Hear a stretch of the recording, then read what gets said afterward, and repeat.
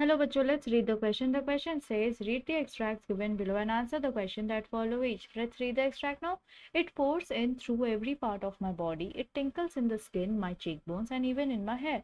So मुझे मेरे पूरे शरीर में ये महसूस हो सकता है और ये टिंकल करता है, मान लो इसे झुंझुनाने की मुझे महसूस होता है, जैसे कि ये झुंझुना रहा है मेरे त्वचा पे, मेरे चीक बोन्स में, मेरे फेस पे, मेरे बालों में।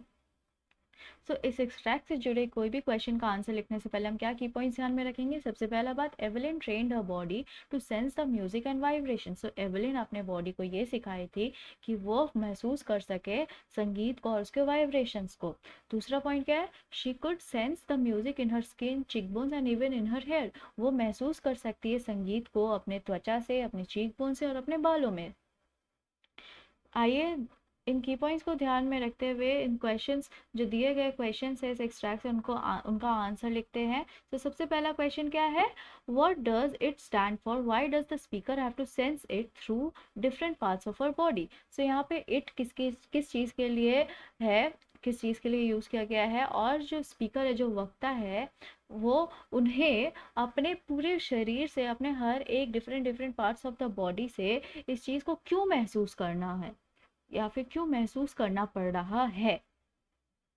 सो इस क्वेश्चन का आंसर हम क्या लिखेंगे, इस क्वेश्चन का आंसर हम ये लिख सकते हैं, it stands for musical sound and vibration. So यहाँ पर इट संगीत के जो अलग अलग साउंड्स होते हैं, आवाज़ें होती है और वाइब्रेशन होती है, उसके लिए यूज़ की गई है। Then the speaker Evelyn have to sense music through different parts of a body because her hearing ability was totally loss. उन्हें अपने पूरे शरीर से, शरीर के हर एक अंग से उन्हें महसूस करना पड़ रहा था इस चीज़ को, इस म्यूज़िक को, संगीत को, क्योंकि लिए वो सुन नहीं सकती थी। उनकी जो क्षमता थी सुनने की, वो पूरी खो खो चुकी थी वो। Let's frame the answer now and here we have the answer. It stands for musical sound and vibrations. The speaker Evelyn have to sense music through different parts of her body because her hearing ability was totally lost. Now let's move on to the next question, and here we have the next question. How did the different parts of the speaker's body sense it? What does this show about the speaker's character? So किस तरह से speaker के जो body के अलग अलग हिस्से हैं वो महसूस कर सकते थे इसे, और इससे क्या पता चलता है स्पीकर के चरित्र के बारे में। सो इसका आंसर हम क्या लिखेंगे, इसका आंसर हम लिखेंगे, the sound waves and vibration of music tinkled her skin, cheek bones and hair. जो संगीत का जो साउंड था, वेव्स था या फिर वाइब्रेशन था, वो मान लो कि झुंझुनाता था उसकी स्किन में, त्वचा पे, स्किन बोन्स पे या फिर हेयर में, उस महसूस हो सकता था। From these sensations she picked up the music, और इसी फीलिंग के कारण, इसी झुंझुनाने के कारण, इसी बीट्स के कारण वो समझ सकती थी म्यूजिक को, वो ध्यान दे सकती थी म्यूजिक पे। It shows that she was very sensitive even to the smallest of the sensation.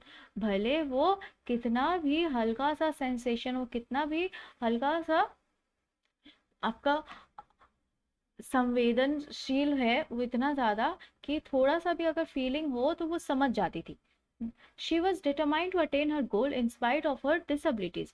और वो इतना ज़्यादा दृढ़ थी अपने निश्चय पे, वो इतना ज़्यादा अटल थी कि मान लो वो अपने लक्ष्य तक पहुंचने के लिए बिल्कुल बेकरार थी, भले ही उनमें जो भी अयोग्यता थी उसके बावजूद।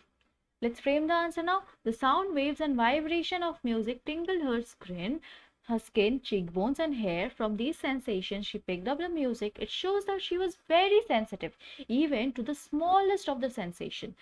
She was determined to attain her goal in spite of her disability. I hope you understood it well. Thank you. Best of luck.